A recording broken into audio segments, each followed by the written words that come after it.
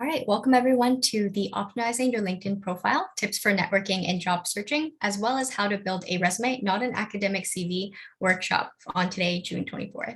Just a few housekeeping things before we get started. Please keep your microphone on mute unless you are asking a question, and you can leave your camera on or off as you prefer. Today's workshop is being live streamed over Zoom and recorded.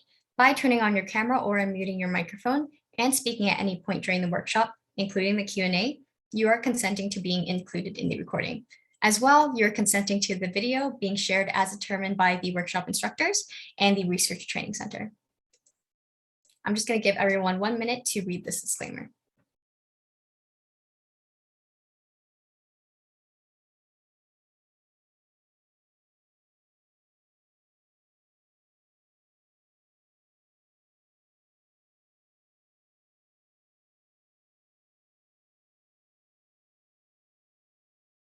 Okay.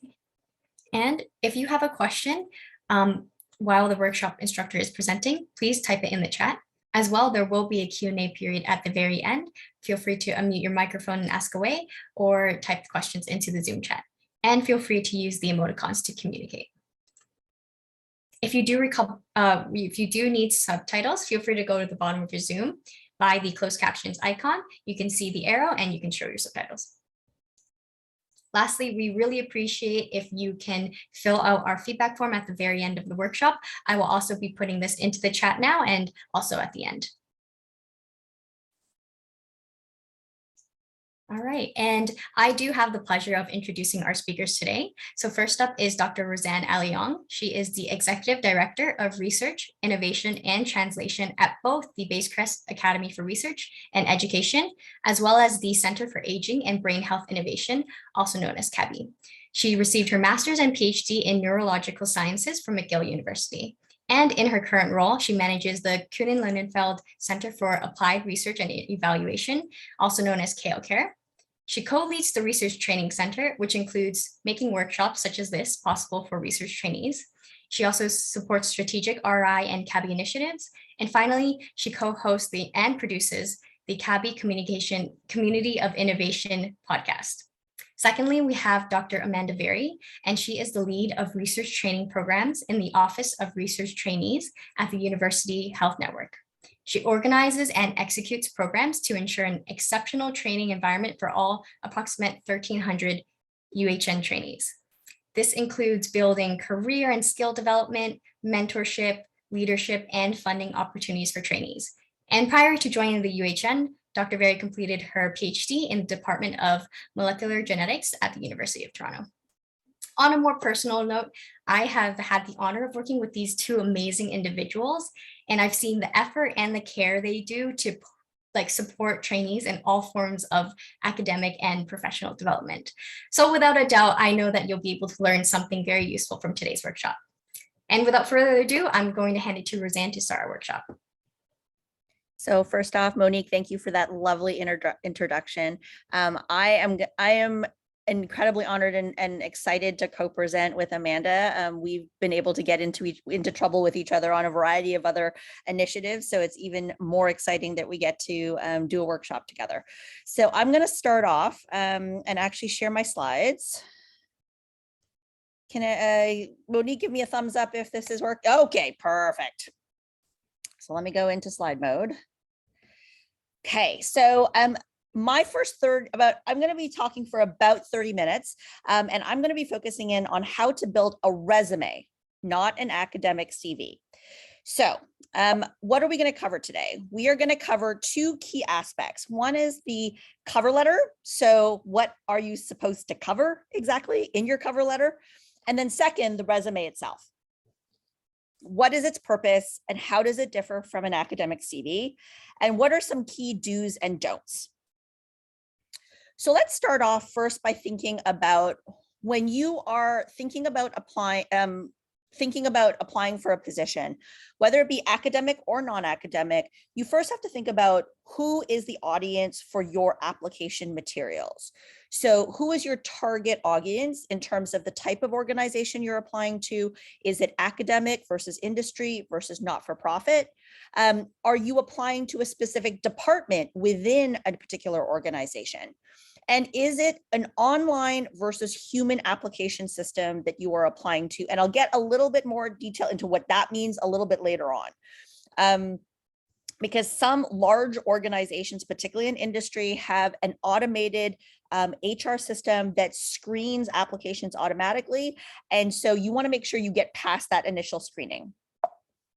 Next, what is the position you were applying for and what will that position entail? So really understanding what are the tasks and functions of the job that you're applying for and who will you be interacting with in the context of that job. Third, what are your relevant skills to match that job of interest? So you want to think about what are your strengths and transferable skills. You want to think about reframing your job skills and work experiences for the position that you're applying for. And then finally, for the people in the audience, I think there's a wide variety of people here. Think about your graduate attributes. So for the graduate students and postdocs in the audience, you want to think about how do you describe your graduate trajectory in terms of the level of detail as well as the relevance of your PhD accomplishments, if that's part of your history. So let's talk a little bit about the cover letter. A cover letter is an application for a job, okay? It's your opening dialogue and you want to keep it short and simple, 1 page max. You do not want to send a 10-page thesis to a hiring manager. 2, your letter needs to keep the employer's needs foremost in your mind. So you want to make the case about why you are the best candidate for the job and how you can help the potential employer achieve their goals. 3, use the job posting for keywords and phrases. And the reason I come back to this is because, again, there is often a screening process that happens and the person who's looking at it initially may not be the hiring manager. So they may not know or appreciate your application, all the subtle nuances of your experiences. So you want to make it really easy for someone to say, hey, they are matching the job application. They're clearly matching the job. Will advance them to the next stage. 4, highlight and sell your relevant skills and experiences and make the case for being a good match for the position being posted. You want to be original, you want to be confident, you want to be sincere and engaging, but not arrogant or self-centered. You do not want to turn off your reader because that literally means that your application does not make it to the next stage. And I will say, use professional letter formatting and make sure it's error-free. From my personal experience, I can tell you that a cover letter can be 100% a value add to an application because if it's well written, it's interesting, it clearly shows enthusiasm for the position. I love seeing those types of letters.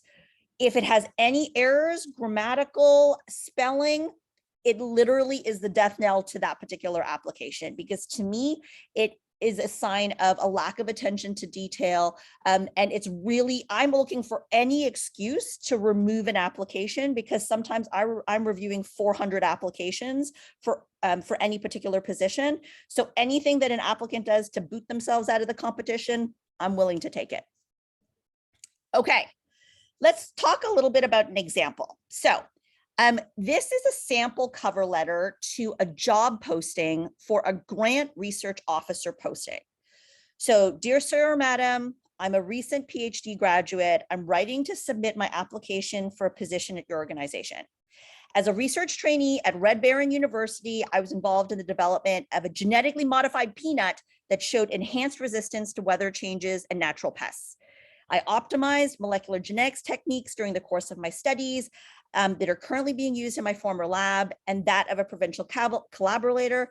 And I also served as a TA for undergraduate courses in the Faculty of Agriculture. Thanks for your time. Hope to hear from you soon. Okay, everybody, I want you to take 2 minutes and actually think about what's wrong with this cover letter. I also want you to go to your web browser and I want you to punch in menti.com. So I'm going to open it up in a second and we're going to actually get your responses in real time. So everybody take 2 minutes to look at this particular letter, jot some notes about what's wrong with it. I'm going to have you enter it in a minute or so. Okay, everybody read through. What's wrong with this? What's wrong with this cover letter?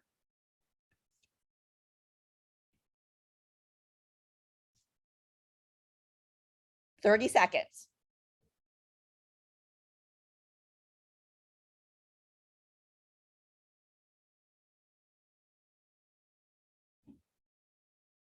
Can I get a thumbs up from people who are ready to enter some ideas? All right, thank you. Here we go. Thank you, thank you, thank you, thank you. Okay, I'm gonna stop sharing, so you're gonna lose the letter. Give me 1 sec. Okay. Now, when at menti.com, what I want you to do, the code is, give me 1 sec, I'm getting you the code right now.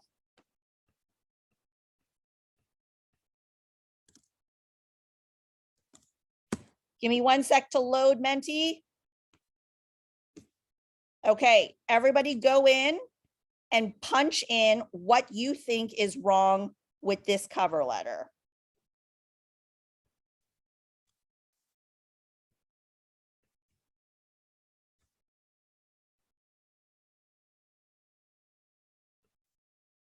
Are people able to enter? Thumbs up, thumbs up. Excellent. Keep going, keep going.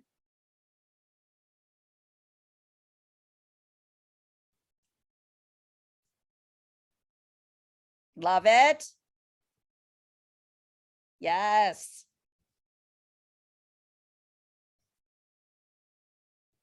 Love it. Keep going, guys.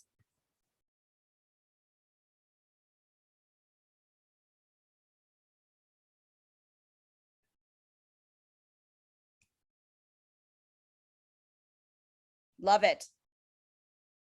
Keep going.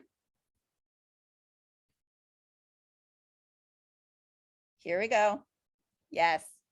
So self-centered, bragging, boring, enthusiastic, not personalized, not tailored, lack of relevance, a lot of irrelevant, no focus on the employer, didn't expand on their skills, employer name missing, no details. Oh, love it. You guys are doing great. Keep it coming. Amazing. Okay. Okay. This is fantastic, everybody. And as it builds, I'm going to post this in the slide deck that gets sent out afterwards. You're going to see the final one. So let's go through. Let me stop sharing. Keep going. Keep on entering if you want to. 100%, guys. So what I'm going to go through now is my answers to that. Okay. So this is the ugly. This is what I call the ugly. In that, there's the template with no customization. There's no mention of any position or your interest in the position. And it's pretty irrelevant graduate experience because you're not even mentioning grants at all. So let's talk about what a good cover letter looks like. So this is directly addressed to Dr. Charlie Brown, Director of Special Projects at the Peanut Research Institute. Dear Dr. Brown, in a response to the Pigpen Quarterly online posting of November 12th for the position of a grant research officer at the Peanut Research Institute, I would like to submit my application for consideration.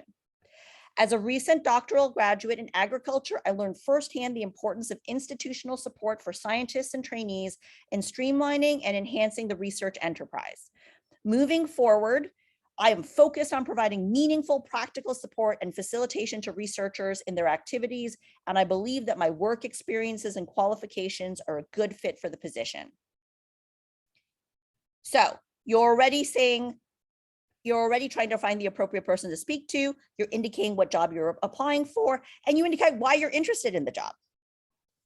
As a PhD student at Red Baron University, I contributed to the creation, submission, and management of various grants. I authored portions of scientific proposals and knowledge translation sections to 2 grants funded by the Canadian Snoopy Consortium. I was responsible for creating detailed grant budgets to the Peppermint Patty Foundation. And as part of the submission process, I was involved in the administrative aspects of the submission, including gathering CVs, acting as a liaison with funding agency officers, and helping partners. I'm going to jump to the end and just say, I'd like very much to discuss opportunities at your institute, be available for a meeting. Please find attached my resume with additional information. Thank you for your consideration. Please don't hesitate to contact me at linusvanpelt@gmail.com. So again, we're indicating the strengths and skills and the fit, and we're demonstrating our availability for an interview, referencing our resume and saying thank you. So you can absolutely see, okay, yes, Bruna, very impressive CV for this individual, but they're not necessarily talking about their genetically modified peanut. They're talking about their grant activities, okay? So everybody with me. Thumbs up, thumbs up. Sort of, kind of. Okay, thank you. All right, let's move on to the resume. So you've, let's say, designed your cover letter. We want to talk about what is a resume, not an academic CV. So here we do a comparison in terms of what is the difference between an academic CV versus a resume. So as I mentioned initially, an initial target or screening audience. An academic CV is typically designed for human review. Whereas if you're applying in this case to industry or other domains, often it's designed for initial computer keyword searches and later human review. Large companies will have an automated HR system that will screen all the applications uploaded to their portal. It'll look for keywords. It'll assign a ranking based on the matching to the keywords, and the hiring manager gets to see how all the different applications are ranked. So again, if your application doesn't make it past that initial online screening, you may never get seen. So that's why it's really important to tailor both your letter and your resume to the job posting. In terms of content, academic CVs highlight research, teaching, depending on the position, emphasis on grants, awards, and publications. On the resume side, you want to highlight position-related content with an emphasis on transferable skills and techniques relevant to the position. Publications and presentations, you throw everything into an academic CV, which is why academic CVs can be 10, 20 pages long. But on a resume, it's usually selected, if any, that are relevant to the position. Next, typically in an academic CV, you are providing references, and often might be letters of support even as part of a job portfolio. On a resume, typically you don't, and references are provided upon request or after the interview. Academic CVs have no hard limit because if you're putting abstracts, posters, presentations, they all go in. Resumes are 1 to 2 pages max. 1 to 2 pages, people. Format. Sometimes academic CVs are hard copy or email attachment. Sometimes they're sent directly to a search committee, whereas a resume is usually an online application uploaded even through LinkedIn, which Amanda will go into in the next half. So if we want to think about your resume content, what are some do's? You want to convey who you are and what you can offer in 20 seconds or less. I'm going to tell you probably a really harsh kind of approach, but sometimes, as I said, I go through 400 applications. I give each application maybe about 30 seconds to catch me. If I find things that jump out at me, then I will take a stop and read more thoroughly through. So you cannot put everything in the kitchen sink in there because you will lose me, okay? You want to ensure there's no significant time gaps, and you want to explain those gaps in your resume. You want to be concise but specific, and you want to highlight your best skills, your abilities, your accomplishments relevant to the position. You want to use action words, and you want to have measurable evidence of what you've done. You want to again use keywords from the job posting, and you want to be positive and absolutely honest about your accomplishments. What don't you do? You do not describe everything you have ever done in your lifetime. You typically try to avoid salary until the interview, in the sense that a lot of online systems actually ask for a desired salary range. If you have not done your homework and you put a salary range that does not match market, some hiring managers won't even look at your application at that point. Do not ever lie on your resume, okay? If there are things that you need to contextualize later, 100% you can do that during the interview, but you do not ever want to lie on your resume. And in North America, we typically do not include any information related to race, religion, or membership. Okay, I know that that does differ in other cultures or other job markets, but typically in North America, as per our employment standards, we do not consider those aspects in job applications. Now, in terms of resume format, do's. You again, 1 to 2 pages max, point or bullet form is fine. You want to list your most relevant qualifications listed near the top. So remember, I had 30 seconds. You need to catch somebody. Most important stuff at the top. You do not want to put your best thing at the bottom of page 2, because some people will not even get there. Reverse chronological order in terms of your education, work experience, or your awards. Most recent up front. You want to make sure your contact information is available and clear, and references are typically provided on a separate sheet only if requested.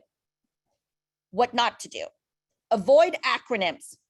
In our line of work, there are acronyms everywhere. And if you are applying for a non-academic job, those acronyms may be incredibly meaningless to people.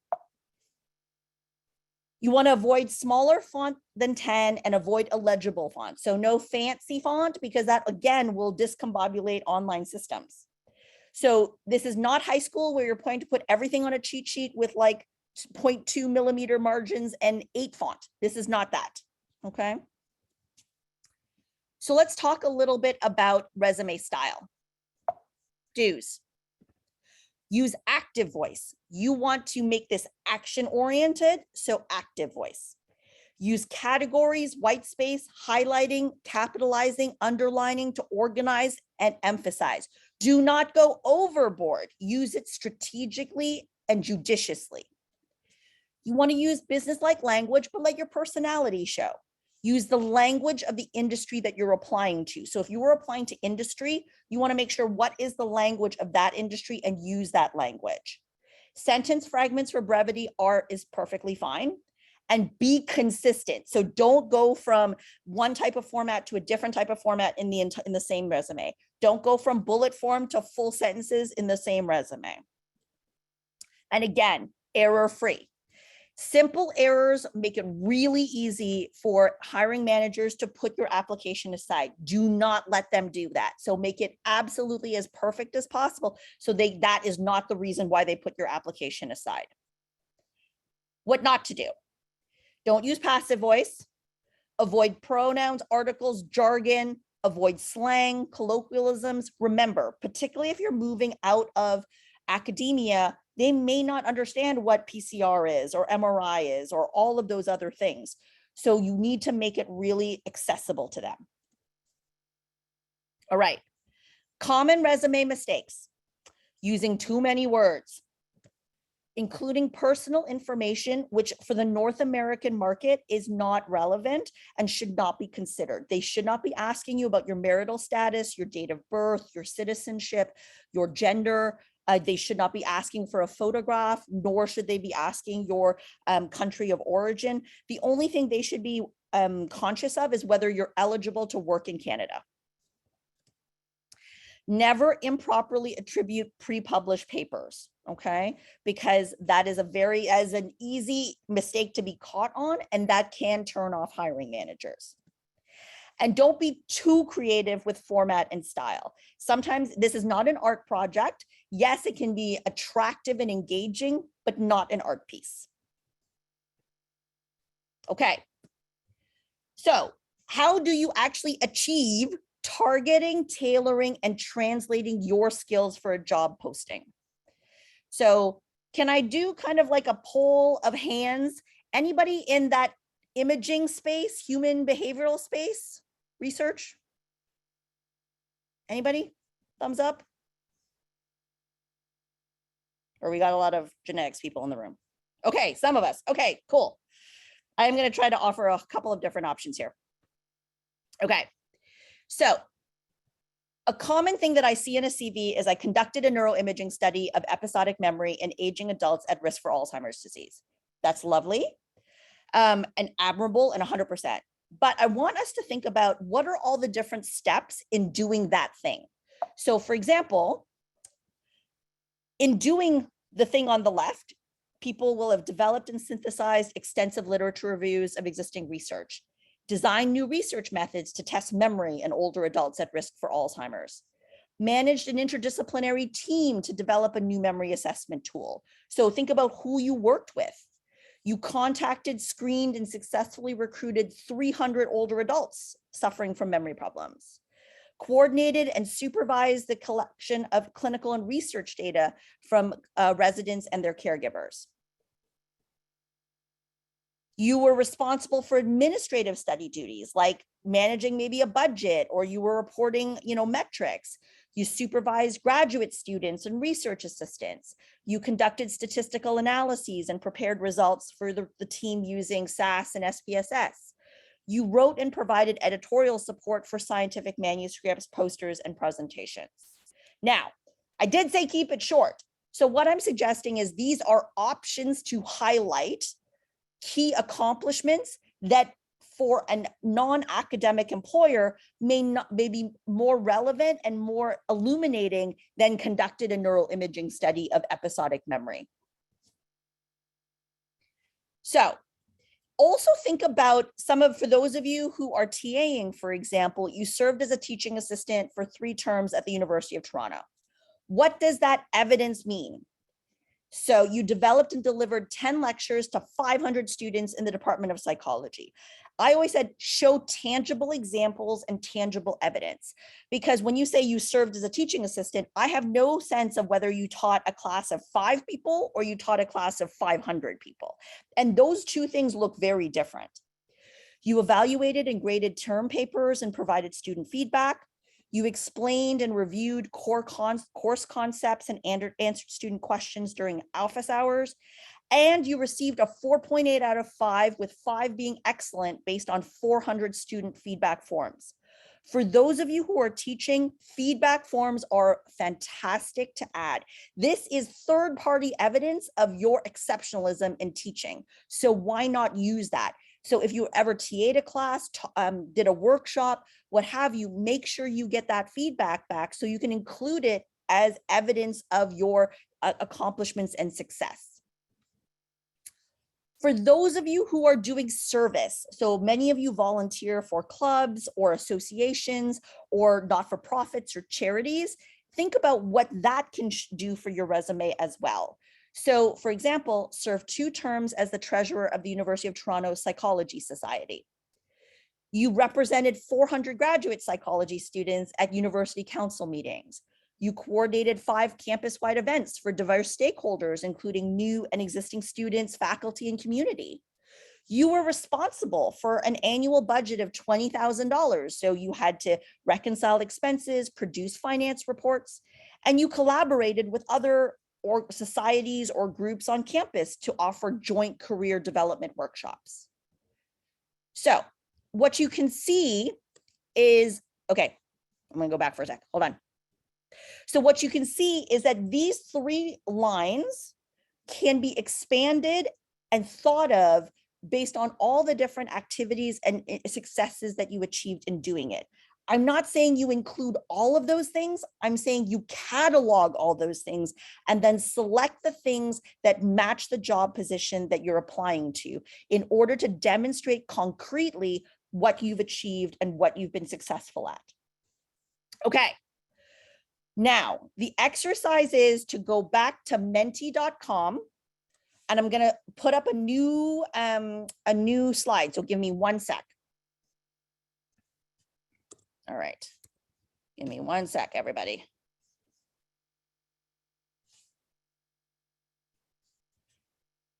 Okay. So everybody go back to menti.com, use the same code, which you'll see at the top here, and you put in what are some of your transferable skills based on what I just said. Amazing. Communication. Lots of communication. Data analysis, collaboration, time management, organizational skills, data analysis, data entry, fast learning, project management, time management, teamwork. Love it. Keep going. Attention to detail, leadership, mentoring. Amazing, everybody. Keep going. Keep going. Grant applications, interpersonal skills, engineering. What? Recruitment. Yes. Okay. A lot of team stuff. Amazing. Cost analysis, literature analysis, Python and R. Yes. Budgeting, novel implementation, problem solving, finance budget skills, quality improvement, event planning, soft skills, initiated grants. Yes, keep going. Fundraising, Microsoft skills, 100%. Teaching. Keep going, guys. I love it. Okay, so the ones that are really coming out boldly are communication, organization, data analysis, mentorship, project management, writing skills, leadership skills, teamwork. I love it. This is the work that you need to be doing on the back end in preparation for writing your resume. You want to catalog all of your experiences and all of your skills in order to have this great bank of content that you can then tailor and revise each resume for every single job posting that you're applying for. Okay. All right. Keep putting it in. I will save the word cloud and I'll add it to my slides afterwards. Okay, let's go back to my slides. All right. So for those of us who are we already started this exercise and you're doing a great job in cataloging your transferable skills. But what I want you to think about is it's less, particularly more so for non-academic jobs, it's less about technical knowledge expertise like animal surgery, cell cultures and assays, genomic analyses, neuroimaging processing, neuropsychological assessments, or multivariate statistics, unless those are the things the job posting is looking for. But if you are trying to segue out of, let's say, an academic stream, you want to focus on your technical skills like research design, rapid learning, critical thinking, high-level writing and editing, strategic thinking, presentation skills, quantitative skills.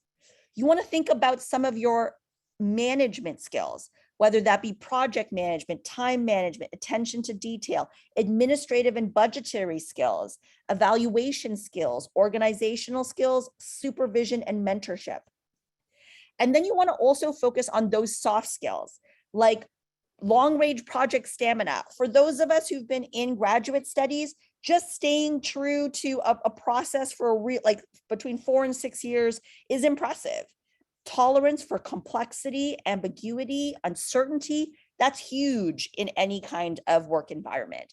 Teamwork skills, leadership skills, motivational skills, in order for you to motivate a team, whether it be of volunteers, research assistants, undergraduates, what have you.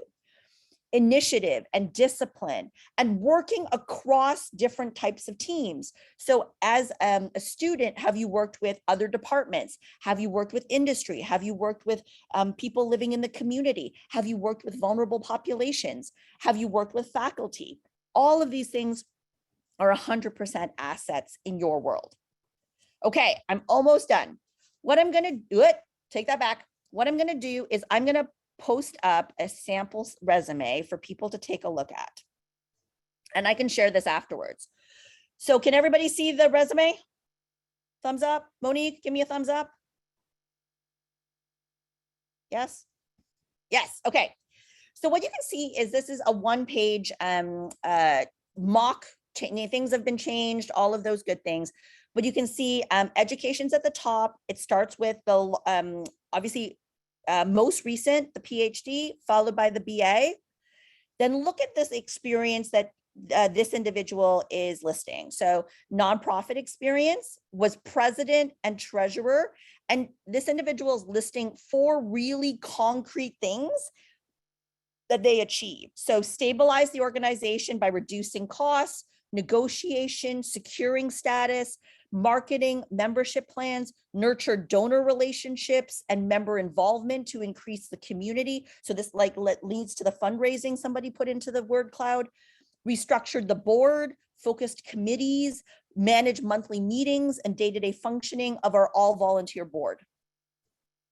Consulting experience. So contributed to rigorous measurements, analyzed descriptive and consumer data using univariate and multivariate techniques, interpreted data for presentations and advertising to Fortune 500 clients. Teaching and research experience. So was a TA and obviously did a TA and won awards for it.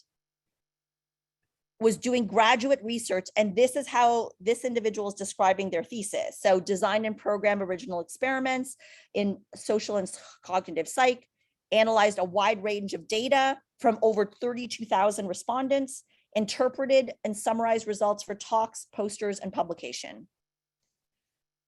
As a research assistant, programmed, ran, and analyzed visual attention and decision-making experiments, edited books and articles, self-taught hardware and software problem solver, and then listed some technical skills. So this individual was successful in landing a position as an evaluation consultant for a consulting firm that serves foundations and not-for-profit organizations with this CV. Okay. Next, I'm going to go back to my slides. I'm actually done. And I want to turn it, give me one sec. A lot of moving around. I want to say thank you for your participation. I will be around for questions. And I'm going to turn it over to Amanda. But first, I'm going to preview her talk. For those of you who are Star Wars fans and who are watching Obi-Wan Kenobi on Disney Plus, I just offered to you how Darth Vader might prepare his LinkedIn profile, as the case might be. All right, I'm gonna stop there. Amanda, the floor is yours. Thank you so much, Roseanne. I love that introduction to my presentation.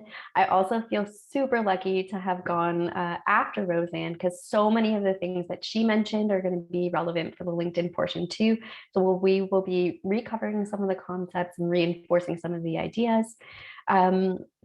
I'm also so grateful to be here to meet all of you and to chat with all of you. And it has been a pleasure to engage with Roseanne and Monique over the last little while with so many projects together. So I'm so grateful that they invited me here. First, I just want to take a quick break for all UHN Research summer students who would like to receive the certificate of completion for the summer program. You must confirm your attendance. So I put the link in the chat, as well as the QR code is here. You can scan it with your phone and quickly just check in, or just open the link and have it ready for you later. If you attend the talk, but you miss checking in or anything like that, let me know. You just email me. And if you missed some of the other sessions, but would like to get credit for attending them, please reach out to me and I'll share you the process for watching the recordings and getting credit for attending that, so you can still get a certificate of completion. Okay. with that, I want to jump in and start talking to you about LinkedIn and optimizing your profile for networking and job searching. And first, I'll just start by saying that I absolutely love LinkedIn. I love LinkedIn more than the average person, I feel like, because I've had such great experiences with it. And I think it's such a valuable tool at any stage of your career. So I really hope that over the course of the next presentation, you'll be able to really understand some of the really amazing applications of it and how it can impact your life and your career progression.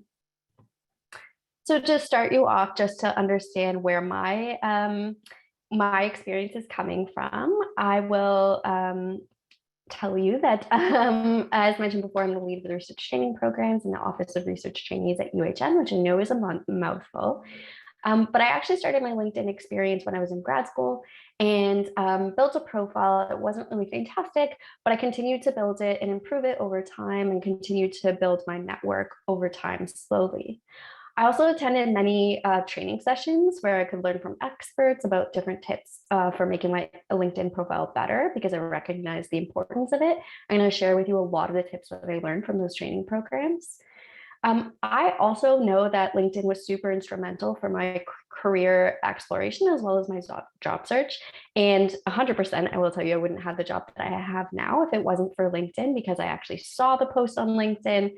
I reached out to somebody who had been in the job before, learned more about the position first, and then applied. So it had a huge influence in my job search, as well as all the times before that I used it for career exploration. So I hope you can see some of those benefits. So I really, really believe in this. And before I start, I just wanted to mention that all the tips that I'll be giving you today will be for the free version of LinkedIn. There is a paid version where you can pay a monthly fee and get access to a couple of additional features. And you can also get a sample of the premium account. You get one free month. But I personally think that the free account has so many amazing features that you don't need the paid account. So we'll be focusing on those. Okay, so first I'd just like to get a sample of where you are in your experience with LinkedIn. So I put the poll link in the chat. Hopefully you can access that, or visit pollev.com/AmandaVerry635. And let me know where you are in your LinkedIn journey. So whether you have a profile, you don't have a profile, you filled in part of the sections, but you don't use it that much, or you feel confident in your profile, or where you're at. And there's no wrong answers to any of this. We're excited to meet you at wherever you are in your journey. And we're going to be sharing lots of tips today for every person who's on every journey. So it's great to see the numbers coming in. So lots of people have a profile or don't have a profile. Sorry, have a profile but don't use it much, or don't have a profile. And this is going to be great because we're going to go over a lot of the basics. And I'm so glad to see that some of you feel like you're at the expert level too, which is fantastic. And I hope that I can still provide you with even more information to make your profile better. Okay, so next we want to talk about why even bother using LinkedIn. So the number one reason why I like using LinkedIn is for visibility. So if you have an employer, a coworker, a recruiter, or somebody that you're applying to for a volunteer position and they Google you, you want to control what they find. So in a lot of cases, if you don't have LinkedIn, the first thing that might come up might be your Instagram or your Twitter, or some personal website or something like that. And it might not be presenting you in the most professional way. By having a LinkedIn profile, you're ensuring that when somebody looks you up, they find your LinkedIn, they find the most professional representation of you, and they find all of the information that you want to provide them with to showcase who you are and what your skills are. And I just love that idea. I love also that you can use it to build a brand, to tell the world who you are and what you want to do with the world. Next, you can also use it for research. As I mentioned before, I use it a lot for my career exploration. Really exploring different career titles, different career paths, looking at different companies in the space that you work in, and lots more. And we'll talk a little bit more about that later. Networking is another really popular use of LinkedIn. And especially if you're an introvert like me, you might enjoy networking through LinkedIn because it takes a lot of the pressure off. You're able to connect with a lot of people from different backgrounds without having to go up to them in person. And so it's a great way to really make and maintain those connections. I'm going to talk about that more later too. And of course, most people know LinkedIn for applying for jobs, and it's a wonderful tool for that as well, where you can look at different job postings, you can apply to them and reach out to different people in the organization. Now, one of the things that's really important about building your LinkedIn profile is it's important to know what your goals are for LinkedIn. What are you using it for at this time, or what do you want your LinkedIn to say about yourself and the journey that you're on? So I'm going to ask another question here. This is another poll about what your current goal is for LinkedIn. Are you using it for building and maintaining your network? Are you doing career exploration? Are you preparing yourself to be in a competitive place to apply to jobs? Or are you looking for jobs right now? And when I say jobs, they could also be looking for volunteer experiences or things like that. And it's totally okay if you don't know what you're doing with LinkedIn either. We'll give you some more suggestions as we go along about what you could potentially use it for. But I love seeing this, especially if you're in the middle of a degree, either your undergrad or your graduate degree. Some of the most common reasons to use your LinkedIn profile is to build your network so that it's ready for you when you're looking for a job, as well as preparing for jobs in the future, making sure your resume is in a great state for when you are ready. So that's great. Thank you so much for sharing that. Okay, so the first thing we want to do when you're getting started is know that you don't have to be scared of LinkedIn. I know there can be a lot of fear and a lot of, it feels like a large activation energy that's required to make a LinkedIn profile. But if you don't have one yet, my biggest advice for you to take home today is to just jump in. Just make a profile. Don't put too much pressure on yourself. It doesn't have to be perfect right away. You can start this week just making a profile and putting a picture. And then next week, you can work on one of the sections and improve it a little bit more. And then the week after that, you can do a different section.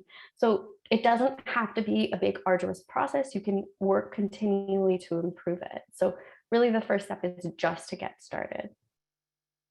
As I mentioned before, it's important to define what your goals are for using LinkedIn and to always keep that in mind when you're working on your profile.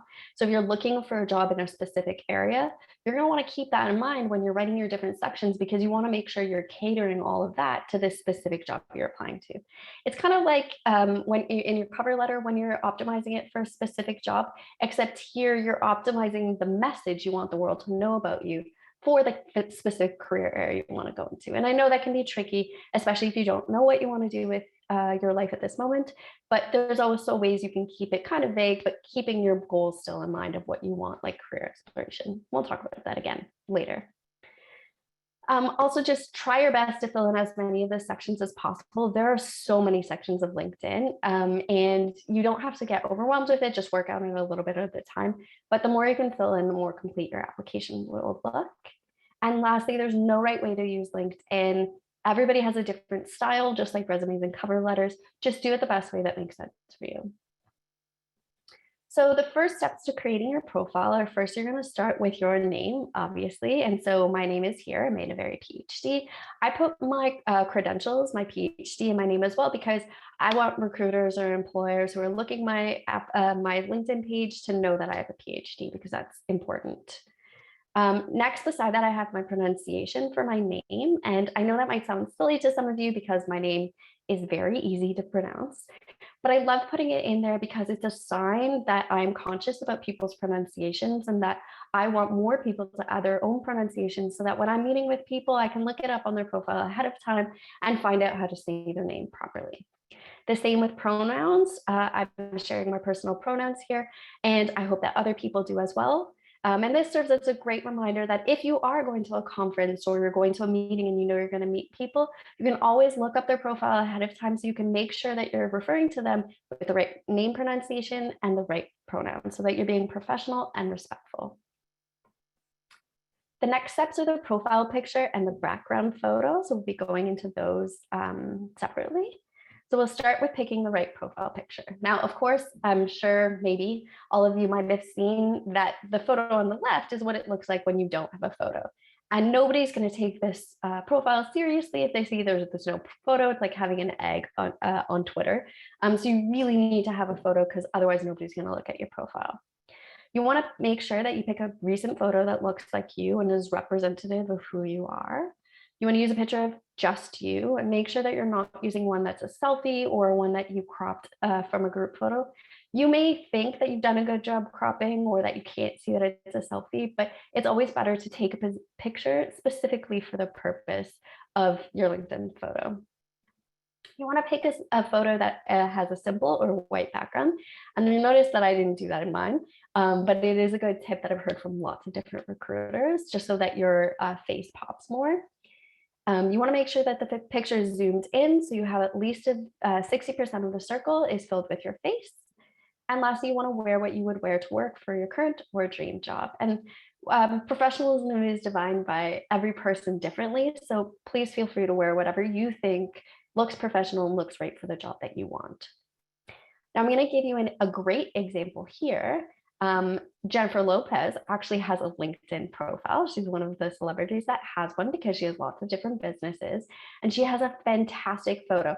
This picture looks like her. It takes up the majority of the circle. It has a clear white background, and it really pops, and she looks very professional. So just something to keep in mind. The other thing you can do is they have an option on LinkedIn where you can add a frame to indicate whether you're hiring or open to work. And if that's something that you are interested in, you can add that as well. Next would be your background, and you can add a photo or image or a design to just tell people a little bit more about yourself, or make it a little bit more visually appealing. So you'll see before on my LinkedIn photo that I have this image here of Petri dishes where I've done agar art.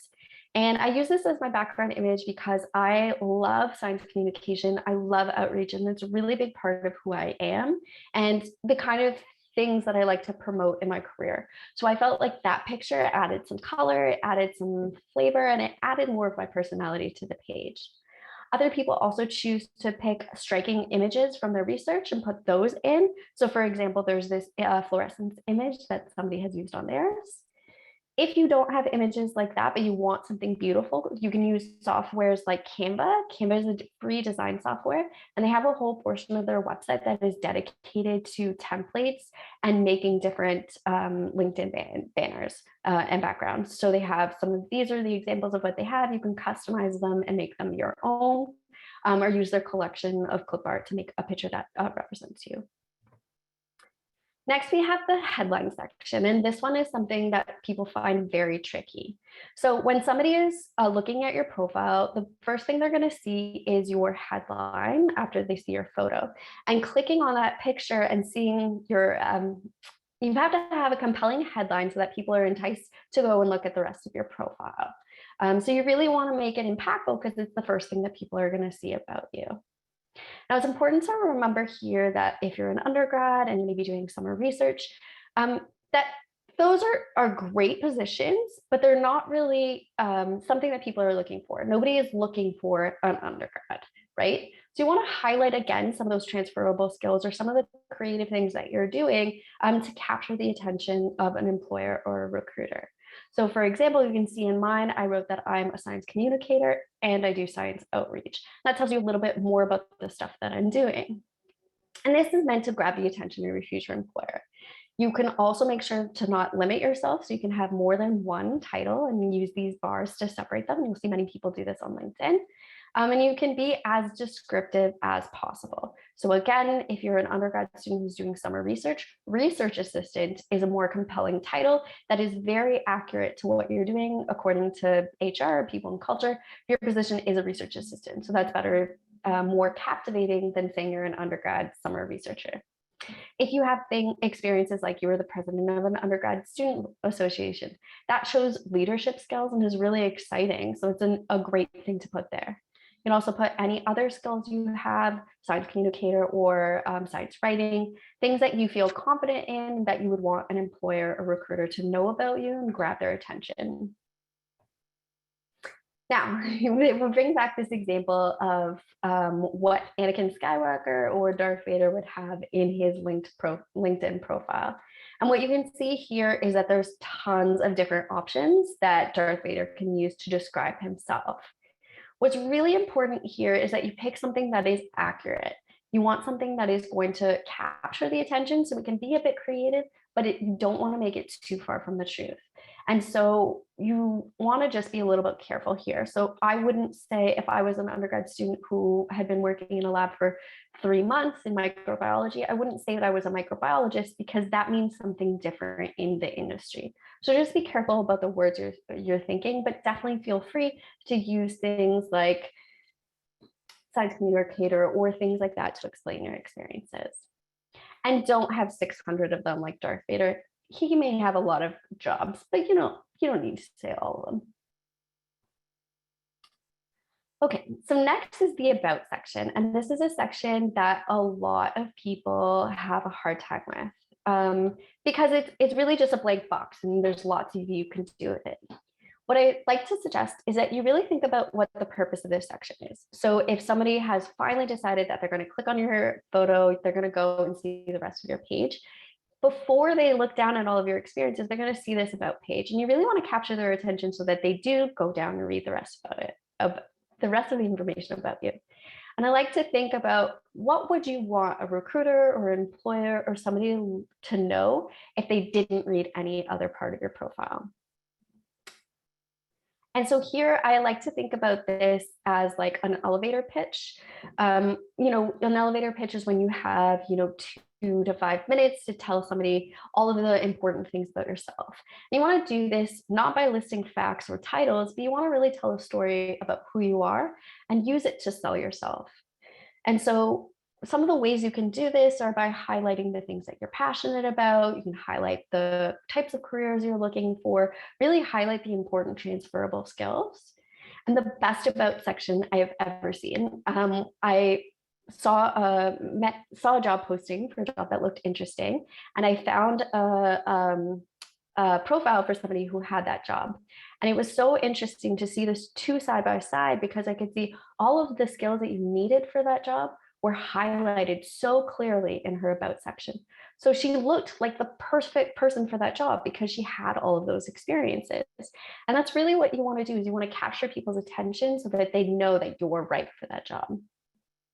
And if you're still in the building your network stage or exploring careers, feel free to add that a line in your about section and say that you're open to connecting with others and you want to meet new professionals. Now, the most important thing here is that you write something, anything, absolutely. A lot of people get scared and they leave this blank, but you really want to just write something and you can improve it over time.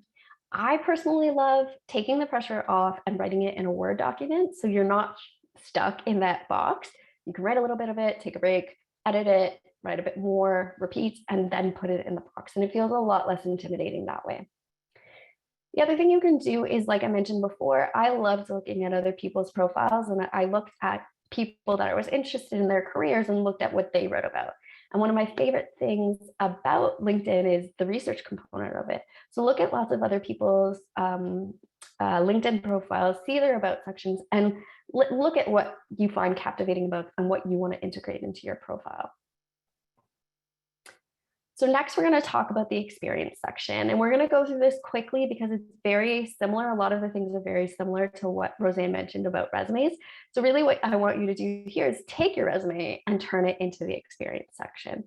So we're really going to focus here on adding in the current and past experiences, especially putting in the ones that are the most recent and the most relevant for the jobs that you're looking for. Now, you can include a lot of different kinds of experiences. They don't have to be just paid experiences. They can be unpaid and volunteering and leadership experiences. And you have a little bit more leeway here because you have way more space than in a resume. So especially if you have somebody who you're applying to a job and the employer is looking at your resume and you link to your LinkedIn, they can look at your LinkedIn profile and learn new things about you. And that's great because they can get a bigger picture of who you are. What you don't want to do is deviate from your resume too much. So you want to make sure everything is consistent, the dates, the descriptions, the titles that you're using, because that's what's going to show that you're honest and you're being authentic. You want to make sure that you don't highlight experiences that are completely irrelevant to your career path. So you don't have to put everything you've ever done in there. You want to make sure that you don't include things like that you worked at Pizza Hut if that was 20 years ago or 15 years ago and you've had more relevant job experience since then. So just be careful about what you add there. Just like on your resume, you're going to add descriptions to your experiences and you're going to focus on measurable outcomes. Make sure you're focusing on those transferable skills that Roseanne talked about. All of those things are so important. So if you present at a research day to 300 people, make sure you mention that. And if you got feedback or won an award, make sure you mention that. So all of the things that you would put into that resume section, you're going to want to put in your LinkedIn too. Just like Roseanne said before, don't add very technical details about your research. Many people looking at your LinkedIn will have no idea what your research area is, so they're not going to know acronyms, and they're not really going to care about all the technical details of your job.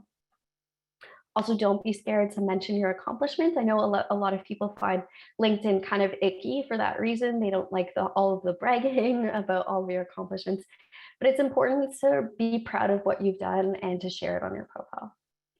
And lastly, again, we really want this to be honest and authentic. So don't over embellish details or experiences. It's okay to, be creative about your profile, but it also has to be honest.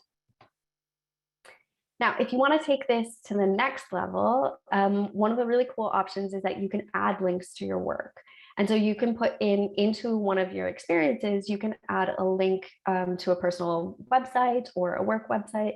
You can add blogs or articles you've written, projects you've worked on, images, and stuff like that. And I love this part because it's that thing that's very different from the resume. You can really add more of a character and more links so that people can learn more about you. So for example, on my LinkedIn profile, I have that up as a science communication and outreach volunteer. And so I include a list of some of the projects that I've been part of, as well as some of the links, so that if you wanted to listen to the Raw Talk podcast episode that I was on, you could link its links here. Or if you want to learn more about a talk I gave, then you could click one of these other links. And so that really allows the person that's looking at my profile to learn more about me. Okay, now we're going to go a little bit further into how to use LinkedIn into your brand and really take this to the next level. Now, when you first start with LinkedIn, you usually get a profile that's a link that looks something like this. It has your name and then a slew of letters and numbers. But you really want to take the one step further and customize that link. So what you can do is there's a button you press and you just customize it and you can change it so it's something that's cleaner. And in my case, I was able to use just my name. Now I'm very privileged that I was the first Amanda Berry that looked this up. And maybe once you're trying to customize yours, maybe you'll find that your name is already taken. But even still, it's worth to edit and either add in your middle name too, or add in something that you want to add after, like your career title or something like that. That's going to look better than this random slew of letters and numbers. And what's really great about doing this is then you can add your customized LinkedIn link to your email signature and your resume and cover letters. And this is really cool. Again, only do this if you feel comfortable with your profile and if you feel like it's complete and it's going to do good and it's going to help you with your career search. You can then see in my email signature that I'm proud of my LinkedIn and people can check me out and learn more about me. In my resume, I put it in there. So again, employers can learn more about my experiences by clicking my profile, and it's just simply Amanda Berry. So it looks nice and clean and has good branding. Okay, so now we'll go back into some of the functionalities of growing your network. Now, this can be an intimidating task for a lot of people, but the best thing that you can do is start early. So don't wait until you're looking for a job to build your network. Do it as soon as you can. So the day you make your profile, start adding people. And it's really easy to build your network if you start doing it organically. So you can start with your friends, your family, your coworkers, the people working in the labs around you, and people you know from past experiences, and then slowly work from there. And again, as an introvert, this is one of my favorite tools because you're able to grow organically, but you also know that the people that you're in undergrad with right now, or you're in the lab with right now, in 3 years or 5 years, they could have an amazing job at a company that you want to work for. But you're adding them when it's low pressure and they're just your coworker. And so by building your network now, you're going to have a really powerful network later on when you're looking for a job. And another option is to send connection requests to people you meet at conferences and events that you attend. And again, this is another way to just build it organically. Now, it's important to always, always, always add a personal note when you're requesting a new connection to somebody who's not in your immediate circle. So if you're adding your sister or your dad or something like that, you don't have to do this. But if you're adding anybody else, I really highly recommend that you add a personal note. This dramatically increases the likelihood of acceptance, and it helps you to build a relationship with that person because you're already starting the conversation. You're taking the initiative, you're telling them a little bit about you. You're also really cleverly creating a record of your relationship with them. And I'll tell you about that in a sec. So how to write these invitations. First thing you're going to do is you're going to be brief and professional. Keep it short. They also limit how many characters you're allowed to use, so that helps. If you want to be direct, and one of the really cool tips about this is you can indicate what event you met them at, who connected you to that person, or why you're reaching out. And this creates a record for them, but also for yourself. If you're wondering later on 5 years down the line, how did I meet that person or what's our connection? You have that written record in your message history, which is great. And in your invitation, you're always allowed to ask for advice or an informational interview. Now, don't be scared. The worst that can happen really is that they ignore your invitation. And there's nothing wrong with that. Sometimes people don't see it or they're not open to connecting, and that's fine. But that's literally the worst thing that can happen. So try to just do it and don't be too scared about it. Make sure to be respectful, never ask for a job or demand too much help or attention. These people are very busy often and they have limited time. And a technical tip, don't request connections with people on the mobile app because it automatically sends a request without adding a note. And so always send important requests on your computer. Okay, so now I present you all with a challenge.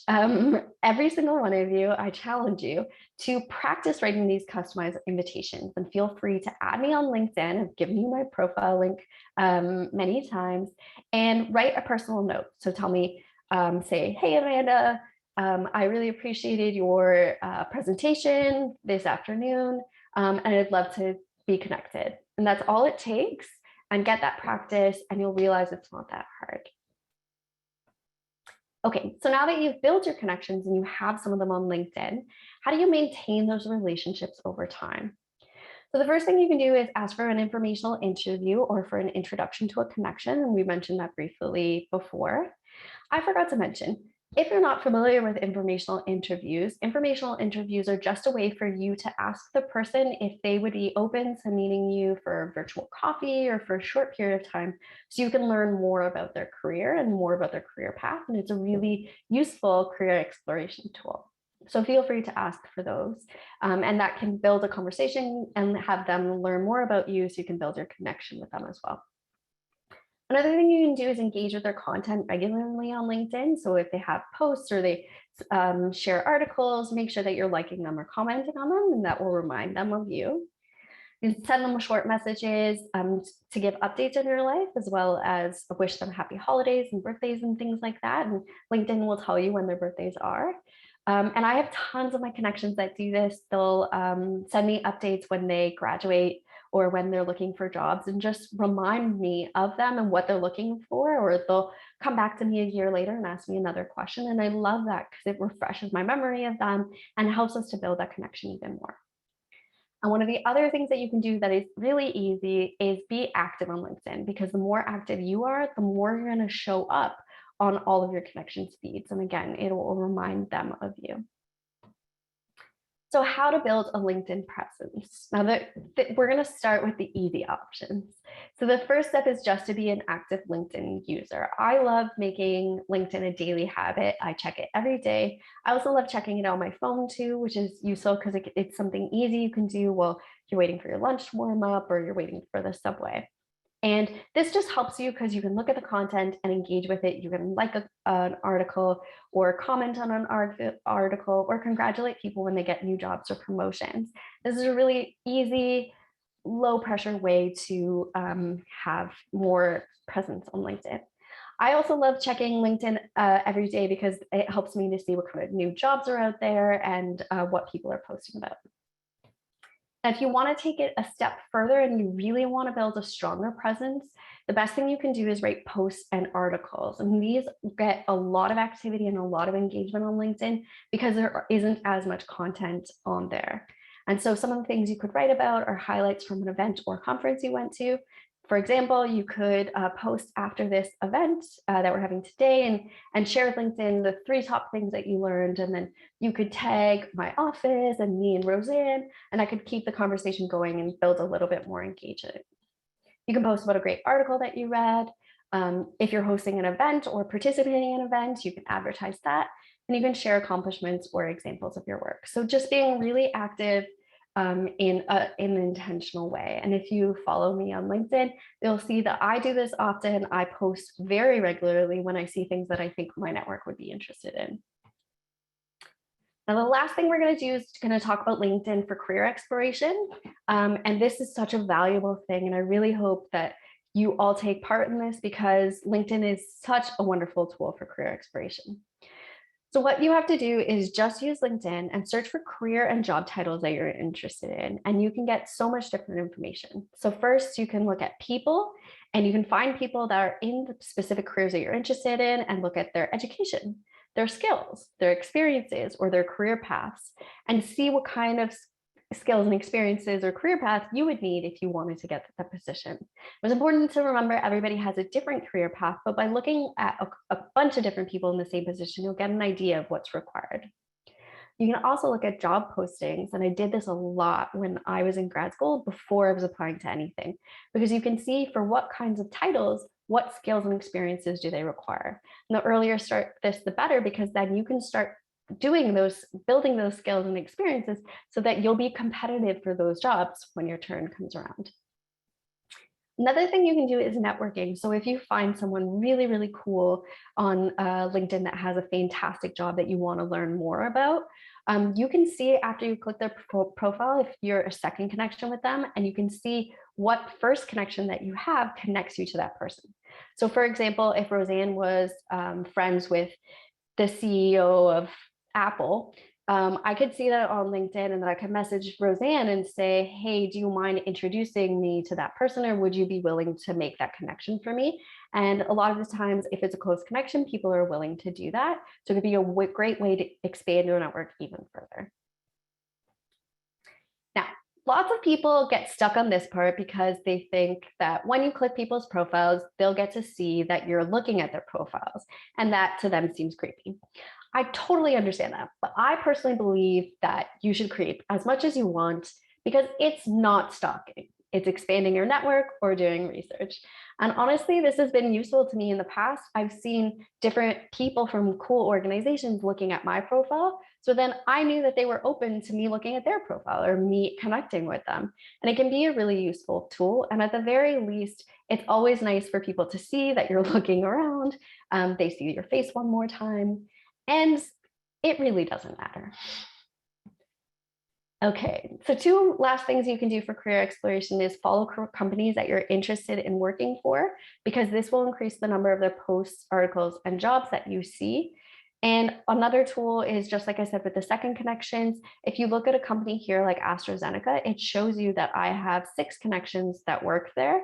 So I can reach out to them and ask them for an informational interview. So that can be useful as well. And lastly, you can also follow different organizations that provide career exploration resources. You can follow the Office of Research Trainees, other organizations like the Science Business Network or Life Sciences Career Development Syndicate, who host events regularly so that you'll be aware of the events that they're running, and other amazing organizations like Baycrest. And with that, I will stop. And we can open for questions. The floor is open.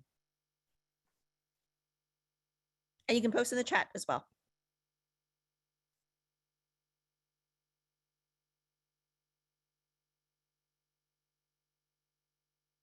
Or they're still processing that Darth Vader.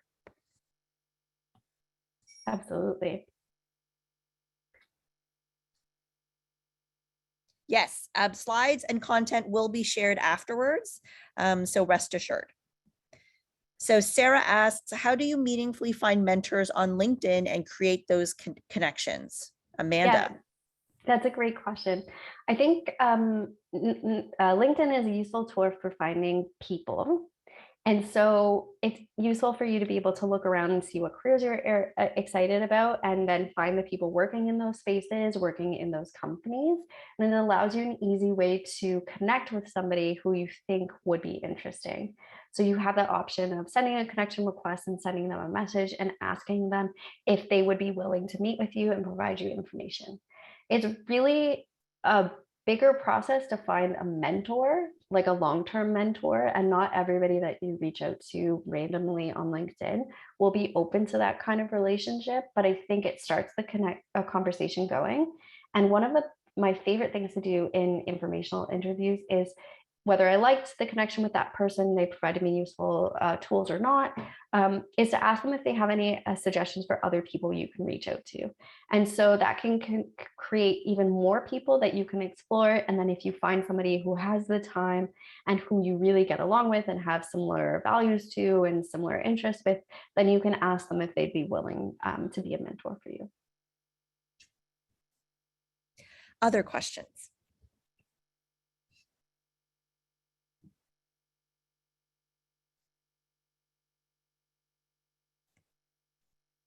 Hi, Roseanne and Hi. Amanda. Nice presentation, both of you. It was like good, like really good, presentation and all the information that you shared with us. So I have a question. I've been like doing a kind of extensive research on LinkedIn profile and how you should modify your, your work experience in terms of industry and how you should present yourself. So you kind of covered it all. So my question is, what would you advise to a kind of like somebody who is applying? And also, I know that the referral makes a great difference to your application, because most of the time you don't get the, you're not directly in touch with the people, and you might not get like, attention, whatever, like you're applying for so many companies. So what would you advise at that stage, and how can you ask and get connected to those people and ask for the referral?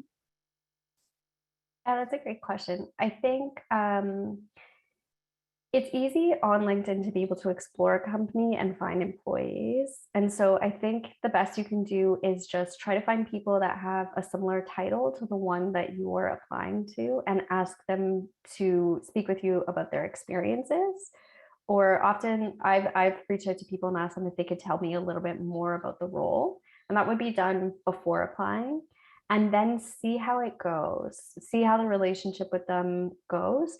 I think that often people have just offered to refer me for positions after if we've had a really good conversation and we've had a good rapport, they've appreciated my experiences, they've often just offered to refer me for positions.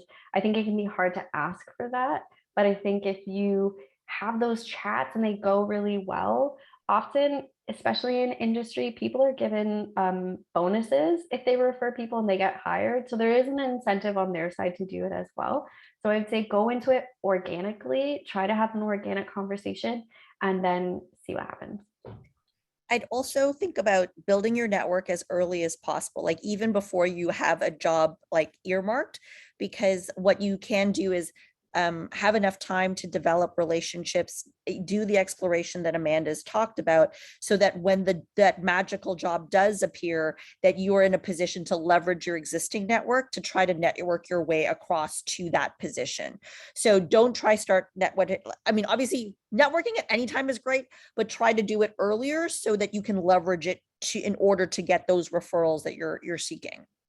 Sure. Great, thank you. Sarah has a question. As a student, I'm still exploring my career options. In my informational interviews, I find it very awkward to ask about pay or salary, although any tips to do this skillfully? Sometimes I find Glassdoor or Indeed aren't that useful.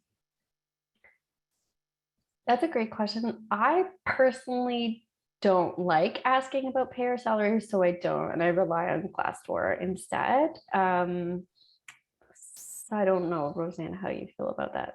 I'm kind of in that same boat, particularly at an informational interview. I typically don't discuss salary. It's more about, what does the day-to-day look like? What does the experience look like? Did they have tips on how to, their trajectory? That's typically the content that I focus on in informational interviews. I've done them on the receiving end as well, and I would say I'm probably would not feel comfortable disclosing my salary. So yeah, that's not something that I typically include in my informational interviews. Another tool that you can use if you don't find Glassdoor or Indeed useful are looking at salary ranges for similar positions. So some organizations post salary ranges and some don't, but I found that those ones can be really useful to see at least the ballpark. It doesn't give you the exact number, but it gives you a ballpark. I agree with that, because at that point, find similar titles or find similar, job roles, and that would probably give you some good insight. Brian asks, when writing about your undergrad education, how detailed should you be in discussing your grades, or does it not matter? For example, should you state you graduated with high distinction, state your CGPA, both, or none at all? So I go with the idea, we typically don't, I don't necessarily focus on GPA. I think awards and distinctions are always appreciated. So if there's a particular award that you received, or a distinction, I think that's absolutely well to put into your resume, put on your linked profile. I don't find that hiring managers necessarily will want you to list your GPA. Like, that's not necessarily, something that I typically look for. What I would suggest is really drilling down on your experiences and your accomplishments. And so that's kind of probably what I would focus more so on. Amanda, your thoughts? I agree 100%. If somebody cares about your grades, they'll ask in an interview to see your transcripts, so they'll ask in the application to see your transcripts. So I think you don't have to include it. And once I saw a resume once where somebody said they had like a 99% average, and it just made me think that it was just weird. It's just a little bit too braggy. People will ask if they care about those details. Yeah. Other questions for us?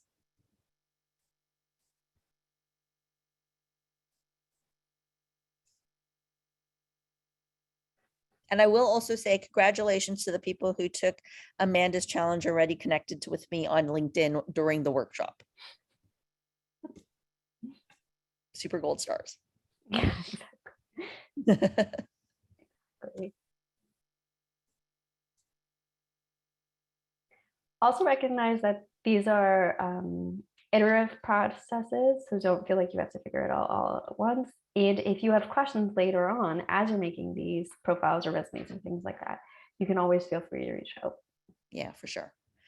And I will also say, as Amanda said, like, my LinkedIn profile evolved over the better part of a decade. And things that I found, although Amanda gave you great hints on all the things to start, I found things and stumbled along things along the way. Although I did not find the pronunciation thing, so that will be something I'm adding after this workshop, just so you know.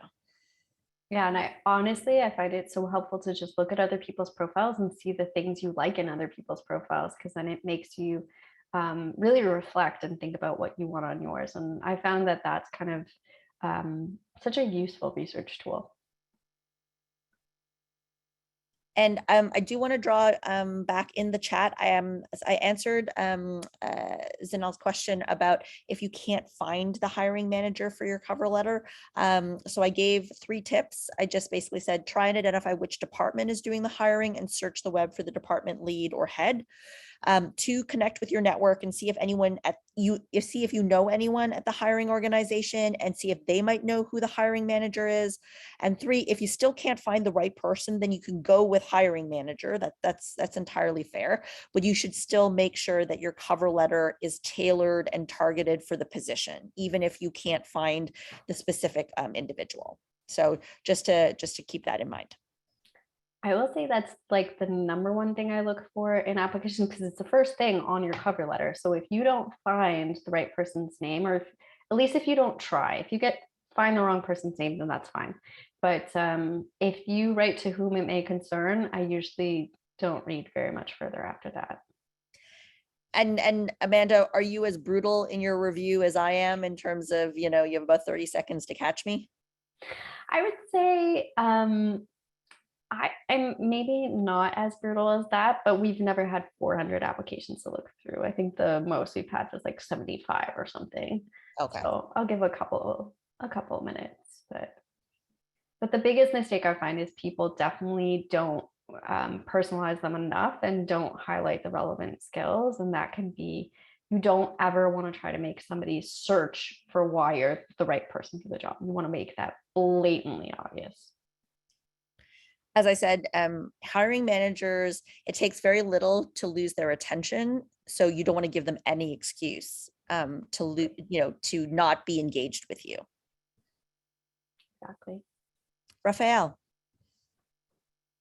Hi, thank you both of you for the presentation. To be honest, there were a couple of things that I didn't cross my mind before, and now they do. And related to that, like the personalization of the cover letters and the resumes, like what's really the best? Because I mean, you can apply for 5 jobs, so you can apply for 20, right? So, and the time that you would be spending customizing for each one, it could take like looking for job is another job.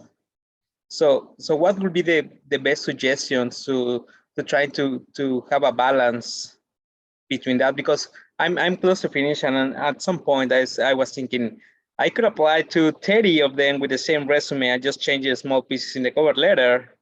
Was apply to 5 of them, like trying to customize it as much as possible. So what would be your suggestion in that sense?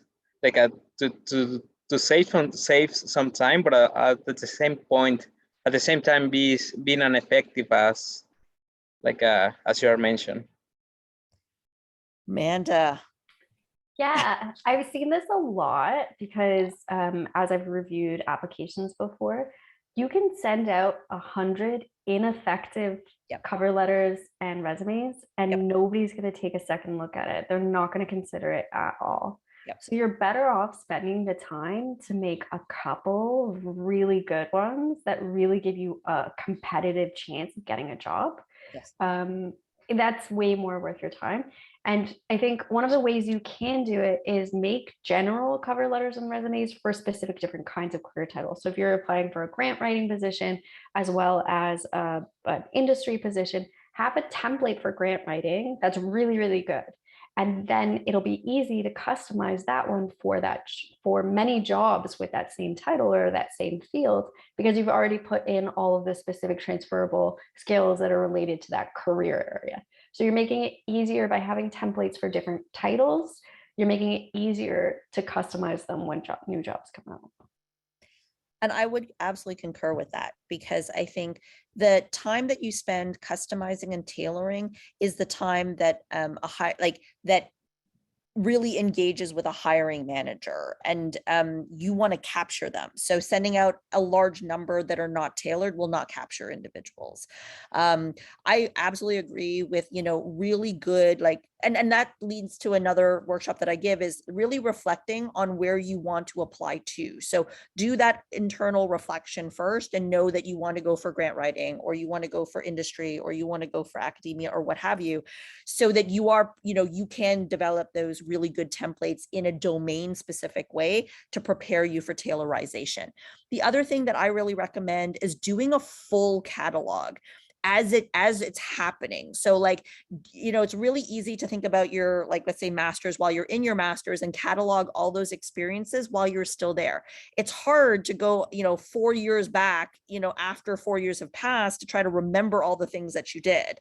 So I always update my CV, or my resume quite regularly. And it is really long, but I never submit that. That's my running journal, diary, whatever you want to call it, of all the experiences and all the accomplishments. And then I pick and choose depending on what I need. But then you don't have to rack your brain like a decade later to remember what you did. Rafael, does that help? Yes, a lot. I mean, I will start I was start working on my a master resume. And so that's a good idea, just to put everything on place, and then as you need it, you can like take in the specifics. But yeah, I will do that as well with the cover letters. That can save and make it more effective. And then also, like, Features. as you say, like, list your presentations, your awards, your publications as they go. Like, then it doesn't feel like you're doing an enormous amount of time all at once if you just keep your master resume up to date all the time as things appear.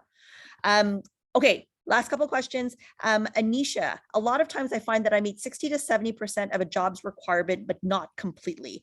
Is it a waste of time to apply to such jobs? Ooh. You know what? I'm of the mind, if you really build a case why your skills can bring value to that organization, and you make a really compelling case, sometimes hiring managers may say, you know what? They're not a fit for that particular position, but I have another position that's coming down the pike later that this person would be perfect for. And I've actually saved applications that I've or reached out to them, you know what? This is, you're not right for this particular position, but I would want you to keep an eye out for another position that's coming down the pike. So I still think there is value in trying to establish a relationship with an organization through a really good application. That's my take on it. Amanda? Yeah, I agree completely. And the other thing I would say is that the list of job requirements are the company's dream. Like that's what the dream applicant would look like. But a lot of the times that doesn't mean that they're necessarily going to get all of those things. So as long as you meet some of the requirements, you still have a chance. And it's often based off of who the other people in the application pool are. And so if they get a person who has 100% of the job requirements, then they might go with that person, and that's fine. But maybe in this job pool, it might not be as competitive. They might only get 30%. So your 60% would look great. And I would say the one last thing is that there is a bias in terms of women often feel like they need to have a higher percentage of the job's requirements in order to apply, whereas men often will apply to jobs without all of the requirements or with very few of the requirements. So I think it is also a personality thing that we sometimes set ourselves back because we feel like we're not perfect for the job unless we have all the requirements. But I think we need to all challenge ourselves to just put ourselves out there because you never know what could happen. Megan asks, how do we address these gaps in our qualifications while also ensuring not to be screened out by the automatic processes? I would say that, again, never lie and never be dishonest on your cover letter or your CV. But I think, a lot of the times, individuals will have project management experience. A lot of times people will have teamwork experience or collaborative experience. It may not necessarily be in specifically, let's say, molecular genomics, but you can say, I've worked, collaboratively in, let's say, cardiovascular disease or something along these lines. So sometimes it's not, the search algorithm can change depending on the organization and the fit. So I would just say, don't necessarily be discouraged that it's not precisely a fit. Often it can be quite broad in terms of the search algorithm. But if you're literally not hitting any of the words, then you're really going to get screened out. Yeah, I agree. And in our screening questions, some of the things are more important than others, right? So if my number one thing I need for the person to have is grant management experience, there's nothing you can say to address that gap because you don't have that experience. Yeah. But if it would be nice if you had Twitter experience and you don't have that, then you could say you're open to learning about it and I could teach it to you when you start. So I think there's some gaps you can overcome and some that you can't. All right, we are 2 minutes over time. I know some people have other meetings that they're running to. I just want to say thank you to Amanda. Thank you to Monique. Thank you to our audience for engaging. I can hang around for a couple more minutes if people have some last minute burning questions, but please fill out our feedback form. As I mentioned, feedback forms are great for resume building. So do us the favor of doing doing the feedback form, and thank you all so much. But if anyone has any last questions, we'll be here for a couple of minutes more. Thanks, everyone. And I'd love to invite everyone to give a round of applause for our speakers, Amanda and Roseanne, for their time and effort for today. Thanks, everybody.